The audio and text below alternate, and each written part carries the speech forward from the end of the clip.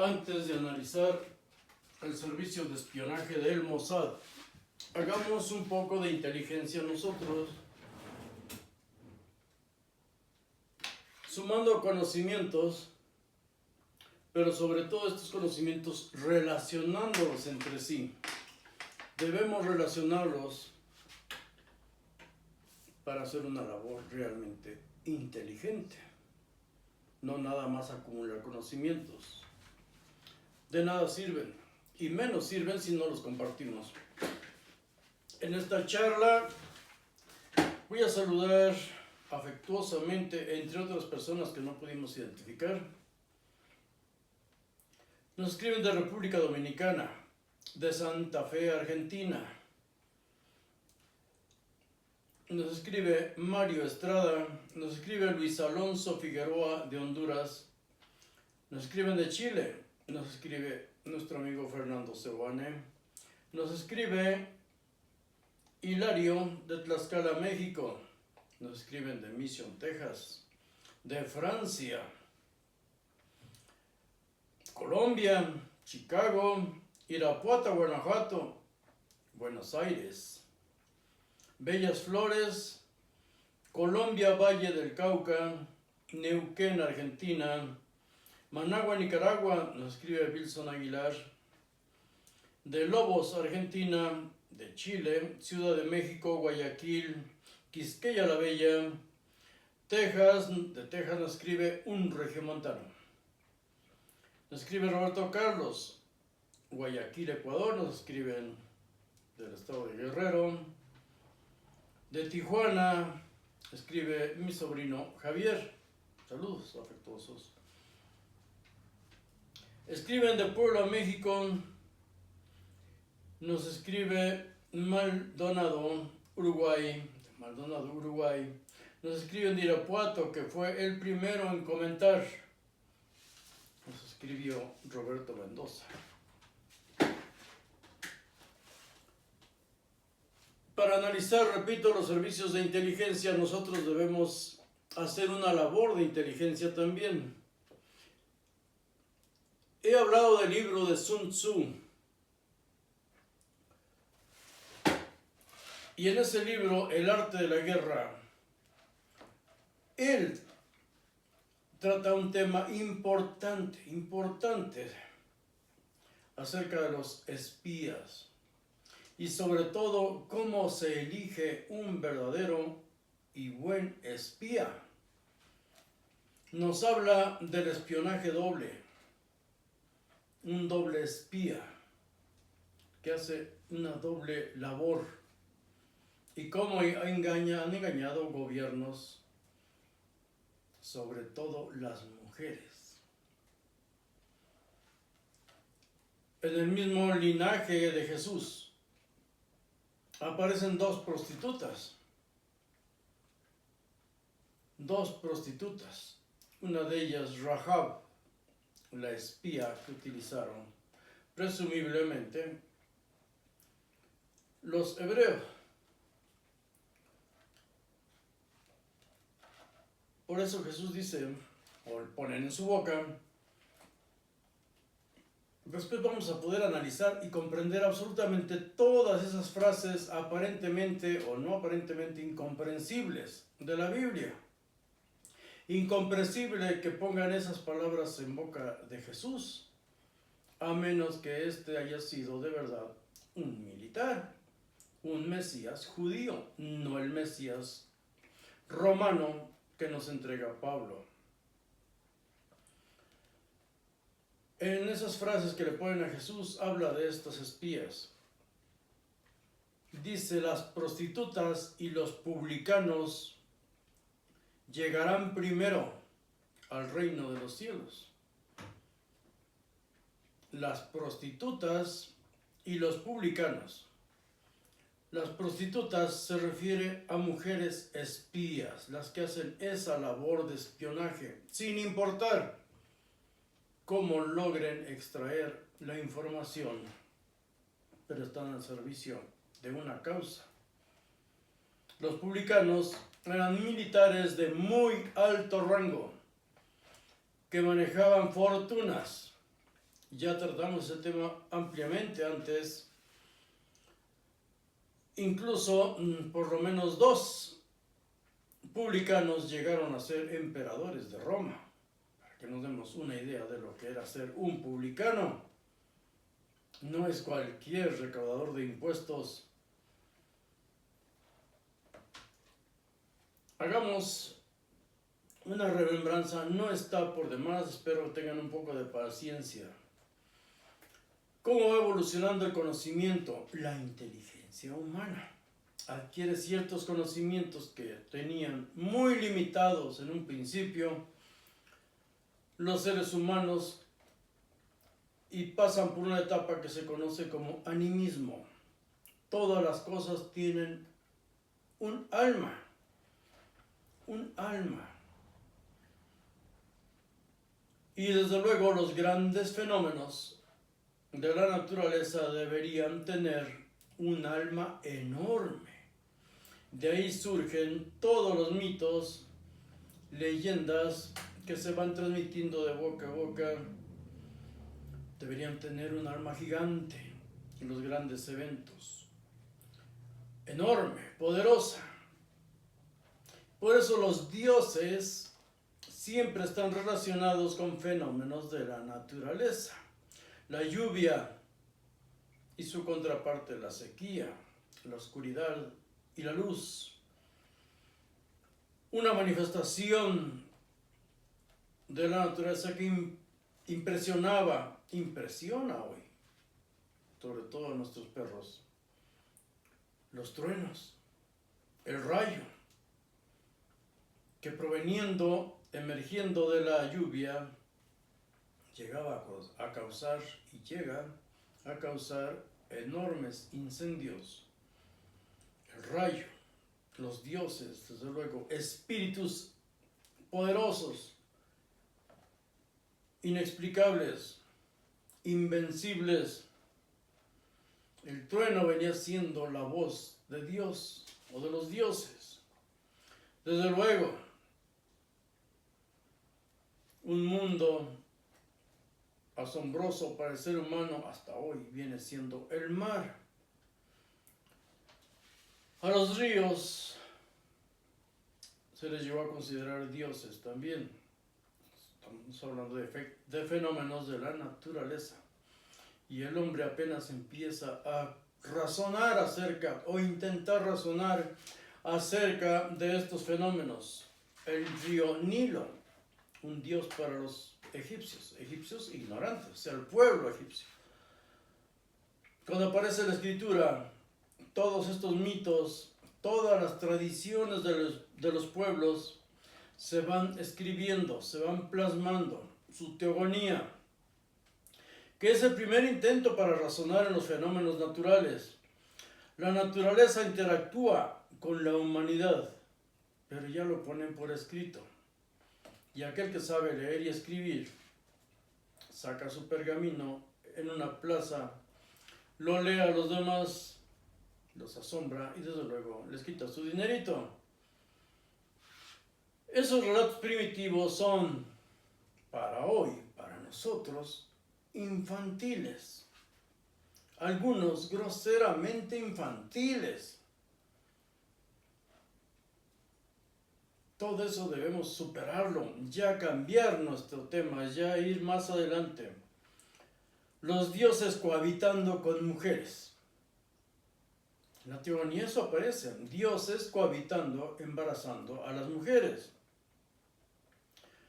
Los mismos dioses pariendo hijos, dioses machos pariendo hijos. Zeus parió 2 hijos. Solo hay que ver cuántos hijos tuvo Zeus con las diosas, con los seres humanos, mujeres, y cómo parió él 2 hijos. A todos los dioses, el ser humano, ir escribiendo sobre ellos, tratando de explicar lo inexplicable. Le ponen a los dioses todas las debilidades y, desde luego, los vicios y perversiones humanas. El pensamiento humano se enfoca en lo sobrenatural, cuando enfrenta la muerte, siempre, antes y hoy, es cuando el pensamiento humano, queramos o no,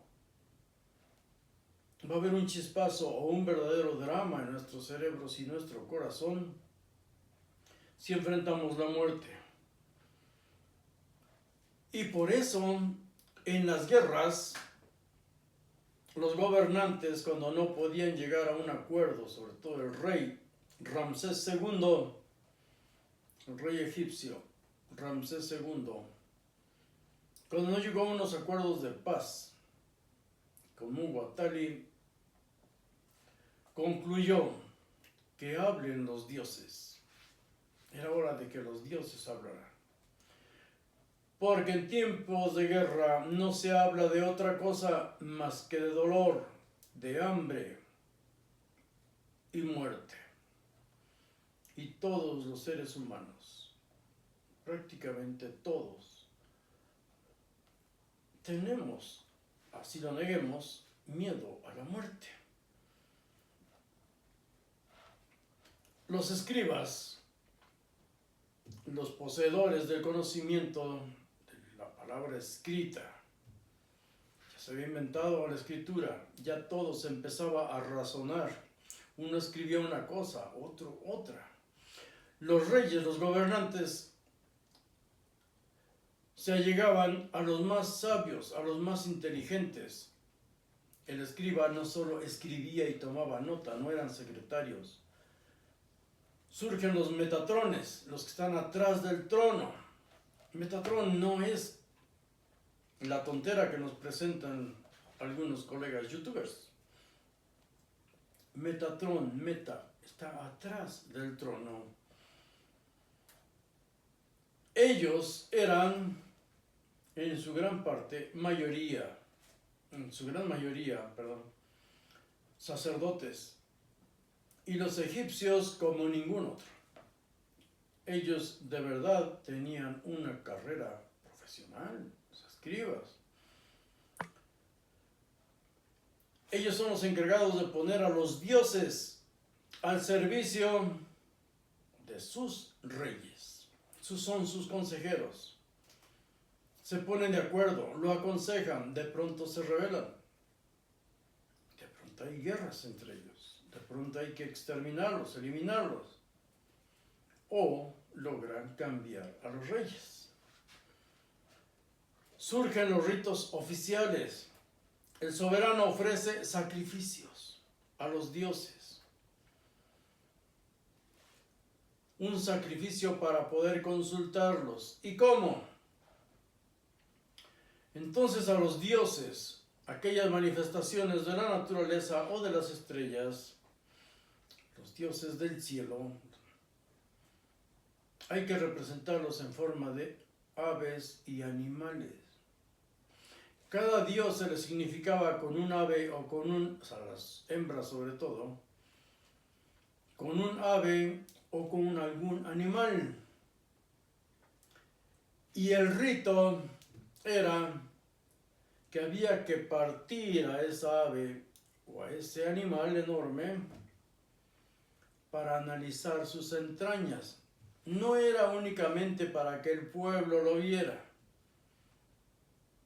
Se sacaba el hígado, se mostraba a la gente si estaba sano, se sacaban los riñones, se sacaba el corazón, para que vieran si estaba sano ese animal, esa representación en la tierra de un dios. Pues entonces era una buena señal, pero si aparecía manchas, tumores en los intestinos, en las entrañas de las aves o de los animales, si el rey, que estaba siempre presente, el rey que era siempre sumo sacerdote, jefe de todos los sacerdotes, era el que determinaba y decía: cállense la boca, vamos a ir a la guerra, a lanzar las entrañas de los animales de una en una. Era para que el pueblo aclamara, engañarlos, ellos van a la muerte. Aunque, repito, en esas épocas los reyes encabezaban las guerras. El pueblo no debía temer a la muerte. Y había que, ya dije que desde 1270 a.C., Ramsés II usó estandartes de sus dioses para que cada ciudad se encomendara su alma a ese Dios en especial.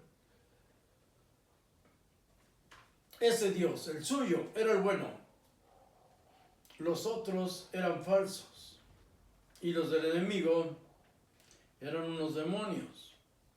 Había que satanizar. Siempre se debe satanizar al enemigo, porque de lo contrario no te ves animado a matarlo, a quitarle la vida. Debes deshumanizarlo totalmente. No debes temer quitar una vida, no debes temer asesinar. Ese es el arte de la guerra. Leamos a Sun Tzu. A los más venerados por las multitudes, a los dioses más venerados por las multitudes, en los que más confía el ejército, para que le encomienden su alma. Esos son los que van a liderar las guerras, esos son los que van delante de la gente. Por eso Constantino puso a Jesús, el símbolo de la cruz, como que con este signo vencerás, porque ya en su nación había una gran cantidad, un gran porcentaje de personas del imperio eran cristianos y no querían ir a la guerra. La primera guerra documentada en la historia, donde ya van los metatrones tomando nota de todo y desde luego aconsejando, donde ya hay espías que van por delante, donde ya está documentado no solo las tropas, el armamento, los caballos, los carros de guerra, sino hasta el alimento, las cantidades, incluso de agua que se fueron acomodando en las postas para que el ejército egipcio avanzara. La primera guerra documentada en la historia fue en 1457 antes de nuestra era, la batalla de Megiddo. 1457 a.C., Tutmosis III. De la estrategia que él utilizó también está documentado, sobre todo el templo de Karnak. El armamento, repito, el menaje, que viene siendo el parque, su equipo y su alimento, sin dejar de lado nunca el espionaje. Primero habían ido espías y el espionaje era fácil y común que existiera entre todas esas naciones, porque el comercio era internacional. Había grandes líneas de comercio, tanto marítimas, tantas vías de comercio, tanto marítimas como terrestres. Repito, 1457 a.C., Megiddo es Canaán. Todo Canaán desde ese tiempo pertenecía a Egipto. En Megiddo, en esa ciudad, se presume que era habitada por 50,000 habitantes, 50,000 personas estaban en la ciudad de Megiddo, ciudad cananea. Por eso lo del Éxodo es una total fantasía. ¿Cómo van a huir de Egipto 200 años después? Huir de Egipto para irse a refugiar a Egipto. Imposible, locura. Entre otros muchos argumentos que ya hemos analizado antes. Tutmosis III toma a los hijos de los cananeos como rehenes. Y aquí es donde empieza nuestra historia, verdadera historia de espionaje. Al tomar a los hijos de los príncipes cananeos como rehenes, fue el primero que lo hizo. según está documentado,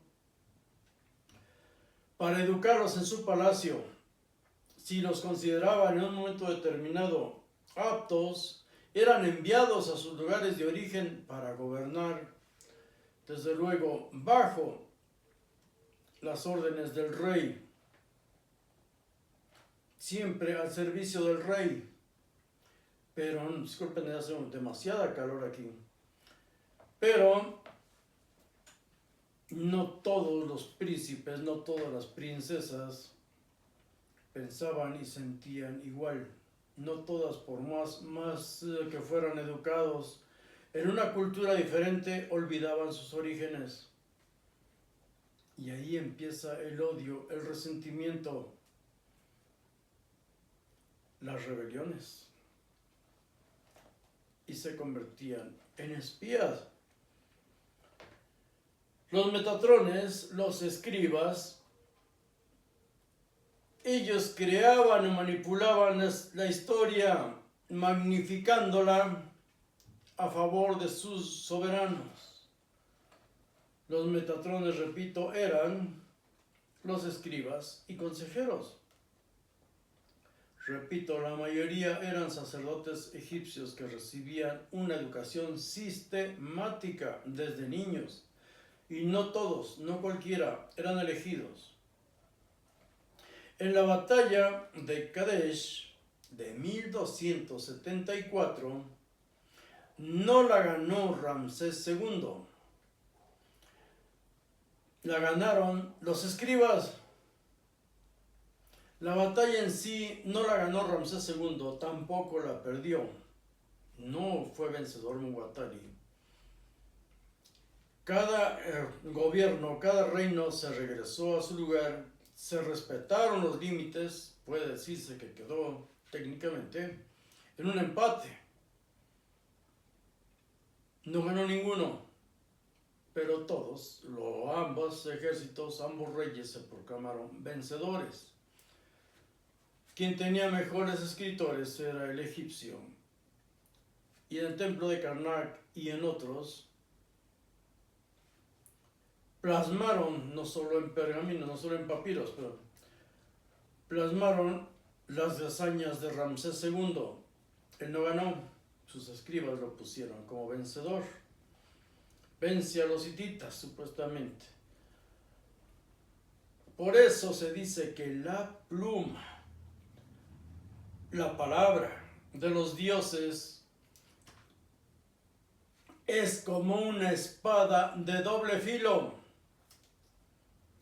Un gran estadista, un gran gobernante, ayer y hoy, debe aprovechar toda la ventaja que le otorga su poder. Debe aprovecharla.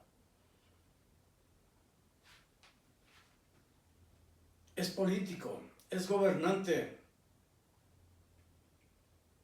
El arte de la guerra es el arte del engaño.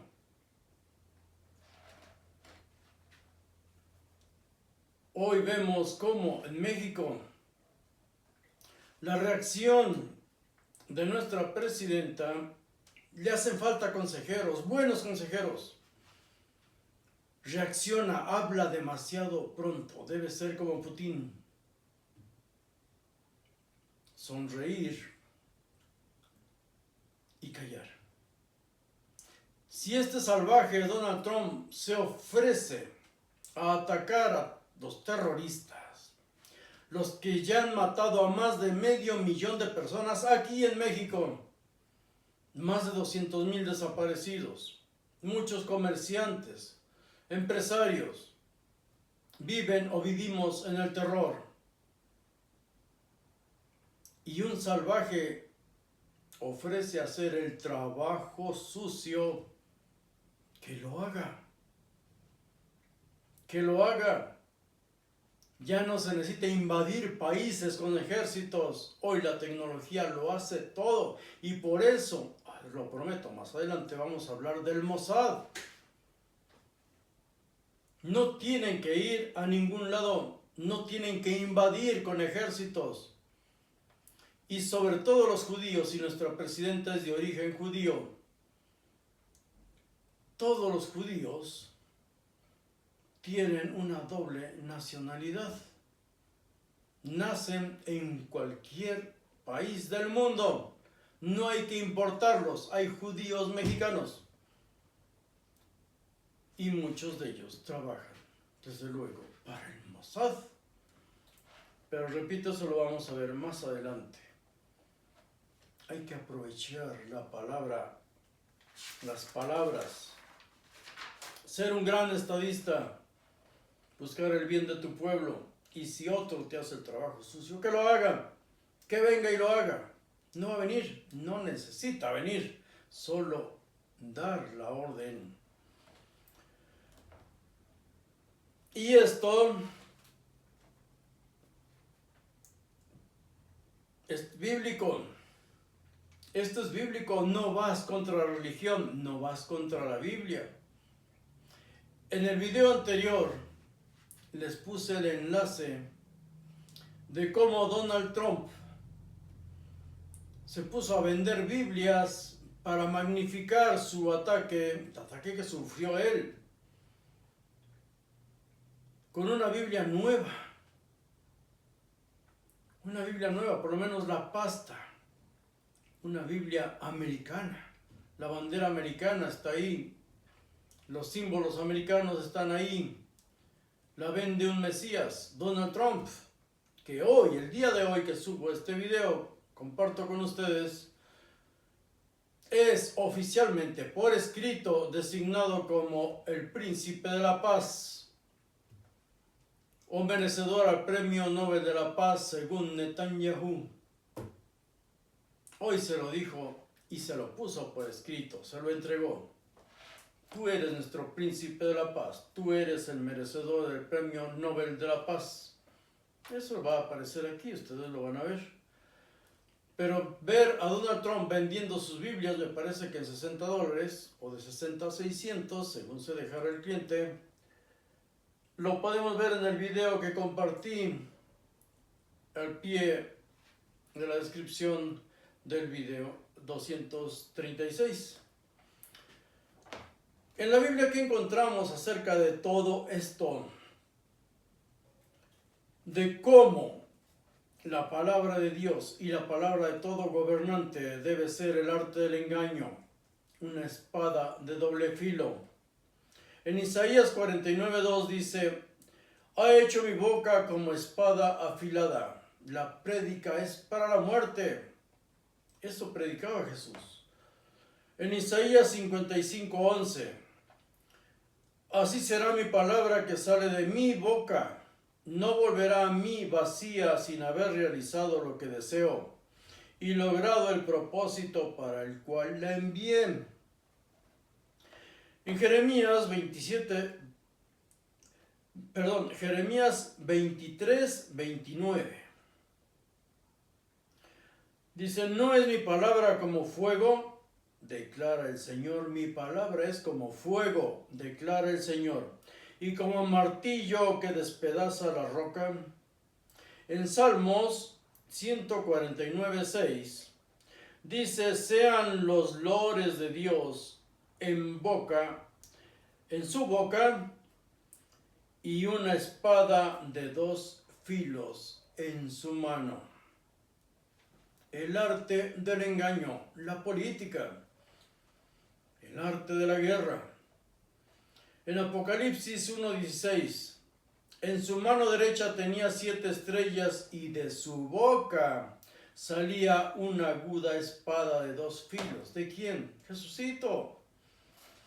En Apocalipsis 2:16, arrepiéntete, si no, vendré a ti pronto y pelearé contra ellos con la espada de mi boca. La espada de mi boca son mis palabras. La espada de mi boca son mis prédicas. El que las crea, muera por mí. En Apocalipsis 19, de 15 a 21, nos repite lo mismo y lo detalla. Apocalipsis 2:23 dice: y a sus hijos mataré con pestilencia, y todas las iglesias, eclesia, reuniones, sabrán que yo soy el que escudriña las mentes y los corazones, y les daré a cada uno según sus obras. Según sus obras. Hacer justicia es darle a cada uno lo que le corresponde. Justicia no es a darles todos lo mismo. Eso es comunismo, y el comunismo es una politiquería barata. Justicia es darle a cada uno lo que se merece, lo que se ha ganado, según sus obras. Léanlo, Apocalipsis 2:23. Y a sus hijos mataré con pestilencia, y todas las iglesias sabrán que yo soy el que escudriña las mentes, los conozco, y los corazones, lo que han hecho, y les daré a cada uno según sus obras. No es que te arrepientes y ya lo hiciste. Vuelves a pecar, no importa, antes de morir te vuelves a arrepentir. O como dicen algunos soquetes, salvo es siempre salvo. Aquí está imitando, repitiendo lo que aparece en Jeremías 17:10. Apocalipsis aquí repite lo que aparece en Jeremías 17:10. Yo, el Señor, escudriño el corazón, pruebo los pensamientos para dar a cada uno según sus caminos, según el fruto de sus obras. Esa es la justicia. Y eso es lo que está escrito, no las promesas que nos hacen todos aquellos que utilizan la Biblia para vivir de ella. Porque nosotros no la leemos. Yahvé es un varón de guerra, un Dios de la guerra. Jesús, por lo menos el símbolo, la cruz,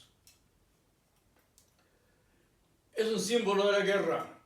Recordemos a Constantino desde el año 312-313, cuando usa este símbolo, supuestamente. Con este signo vencerás, te arrodillas, te sometes o te mato. Así es de que tú decides. En Mateo 10:34 dice, no piensen que vine a traer paz a la tierra. No vine a traer paz, sino espada. En Lucas 12, de 49-53, he venido para echar fuego sobre la tierra, y como quisiera que ya estuviera ardiendo. En Mateo 10:35, vine a poner al hombre contra su padre, a la hija contra su madre, y a la nuera contra su suegra. En Lucas 12:51 viene detallado, no vine a traer paz a la tierra, sino dividirla. En Apocalipsis 6:4 nos aparece el caballo rojo, y al que estaba montado sobre él se le concedió quitar la paz de la tierra, y que los hombres se mataran unos a otros, y se le dio una gran espada. En los versículos 9, 15, 9, 16 de Apocalipsis dice, de su boca sale una espada afilada para herir con ella a las naciones. De su boca, su palabra, las órdenes, la predicación, la manipulación, la mentira, el adoctrinamiento. El 9:16, y en su manto y en su muslo tiene un nombre escrito, Rey de Reyes y Señor de Señores. Lo mismo dice en 17:14, Él los vencerá, porque Él es Señor de Señores y Rey de Reyes. Todos estos escritos están en el Antiguo Testamento, obvio, porque son judíos los que lo escribieron, y es para judíos. no para nosotros, aunque como Donald Trump, los reyes, los gobernantes se han valido de estos escritos en la parte que compete de que los pueblos deben someterse a sus gobernantes porque son impuestos por Dios, todos los que les convenga.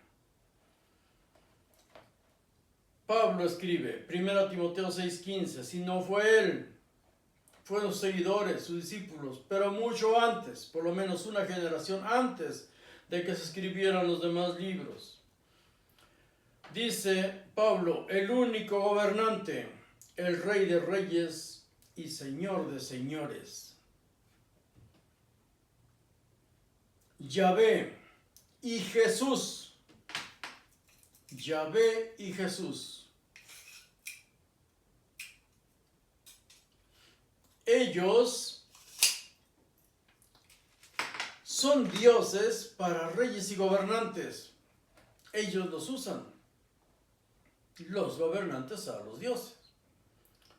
Para los poderosos en guerra, la Biblia, manipular los escritos, es para borrachos, adictos y prisioneros. Vi la luz, pero no el entendimiento.